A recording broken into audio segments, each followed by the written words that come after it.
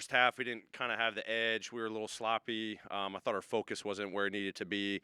But, credit the guys. We talked about it at halftime. We're talking about it throughout the first half. But to come out, hold, the Warriors to 17 points in the third quarter, kind of make a stand right there to start the second half, in a 1-point ball game, build a huge lead, was super impressive. Jonas was unbelievable. I think, 60 rebounds. It's been a long time, I think, since this franchise has done that. It's awesome. He set a tone for us, but even defensive rebounding from a lot of different guys. But that activity in the second half was great where it needed to be. Thought we did a whole lot better job of keeping them off the free throw line. I thought that really hurt us in the first half. I think they had 18 free throw attempts and I think only 3 in the second half. So keeping them off the free throw line kind of killed our pace in the first half. But then we get to, great defensive possessions where activity leads to our fast break. We're out and running. I think 8 guys again with 2+ assists. I think we did a lot better job being active and disciplined at the same time. So overall, great team win. So on to the next one.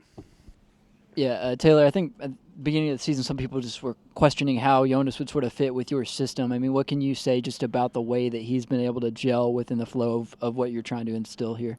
Yeah, I mean, he and I talked a lot about it, during the summer and, just, continuing to play to his strengths. Obviously tonight, the rebounding, the post touches, forcing teams to double team him. He's an unbelievable screener and roller. I think him and Ja have gotten, a great connection, but even, with our secondary ball handlers as well. Him being a DHO guy that can screen, roll, be a finisher in the rim, knocks down big 3 tonight, the more that he just expands his game. So with all of our players, but in him particular, talking about, in our style of play, the pace. I think he's playing with great pace. He's sprinting the screens, play to your strengths, and then we're going to continue just to add layers to your game that I think you'll be excited about, and he's fully embraced it. And, tonight he set a tone for us. I mean, blocking shots, altering shots, he's gotten so much better in our center field rim protection coverages over the course of the season. But just naturally, as he's just gotten integrated more and more with his teammates after not really having a preseason, you see all his hard work paying off, and it's the new version of Jonas. But there's so many versions, or what he's been doing in his 8-year career that he's still playing on and making a huge impact with.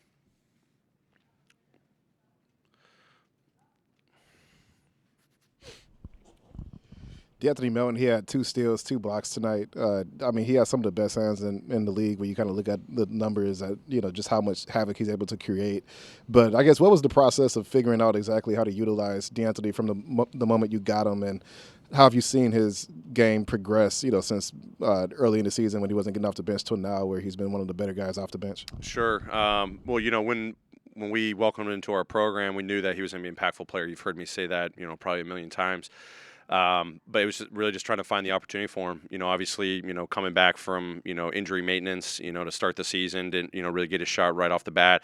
But, all the work he put in, his opportunities in the G League, what we were seeing in practice, we knew that when the opportunity came, he was going to be a disruptor on the defensive end.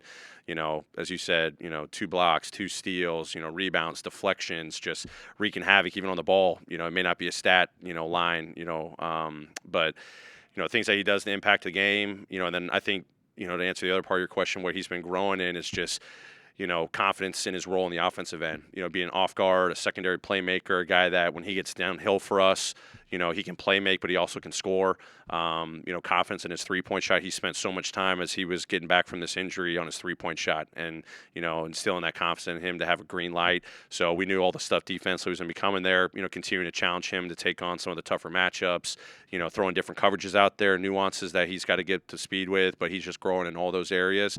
Everything that we had, confidence in that he'd be able to do, and now he's even backing it up with even more growth on the offensive end, just becoming this more complete player.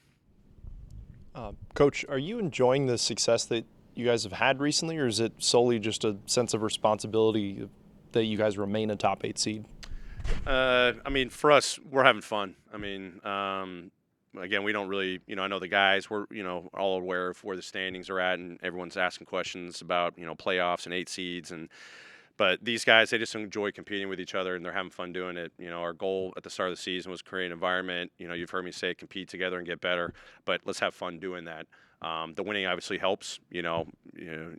you have to admit when you're winning, you're having some fun. But the way that we're going about doing it, the daily work, we're hitting those dog days of the season. We're about to hit our first game, come Tuesday against Houston.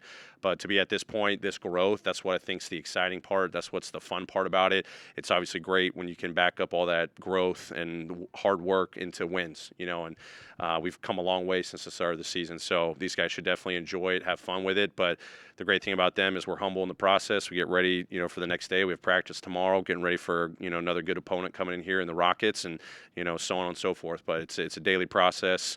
I know it can tend to be repetitive, but let's have fun in that process. And I think these guys have really embraced that. And as a coach, when you get to see that unfold firsthand, it's fun to watch.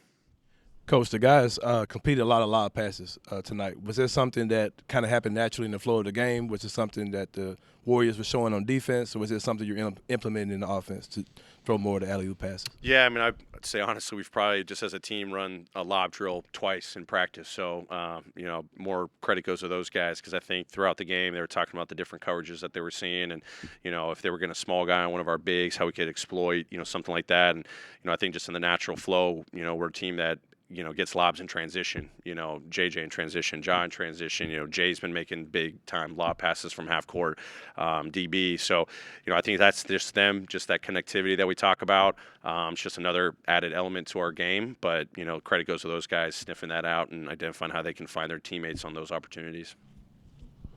Coach, the bench is one of the more productive in the NBA. Can you kind of talk a little bit about just knowing what kind of production you're going to be able to get from those guys and how maybe it's a secret weapon or maybe not so secret weapon now? I mean, our bench is huge for us. When you can get production off the bench, obviously scoring, everyone looks at the points column. That's huge because that just complements what our starters are able to do, successfully night in and night out. But for us, we've been talking about since day one the depth that we're going to have on this team. Guys filling different roles. And to be able to play 11 guys right now with confidence is great. You know that you're going to be able to put 5 guys, mixed lineups at times too. But when we get those lineups at times, I think end of the first and third, where you've got pretty much 5 guys that come off the bench that go out there, they create a spark. I mean, these guys embrace it. They talked about earlier in the season where they could do more. And I think they just kind of create this identity together where they play well together. It's, gelling and they're meshing together. And they do a lot of great things defensively, scrapping, 50-50 plays, winning plays, and then they turn into great pace on the other end. So we've got the utmost confidence in those guys, to play that deep of a roster because all these guys contribute in a different fashion. It's the three-point line. It's at the rim. It's at, deflection, steals, rebounds. It's plus minus. You just see the impact that they're making, and we're super proud of them. But that depth, those mixed lineups, it gives us a lot of versatility as a team. Building double-digit leads hasn't been a problem for this team, but it's been keeping them.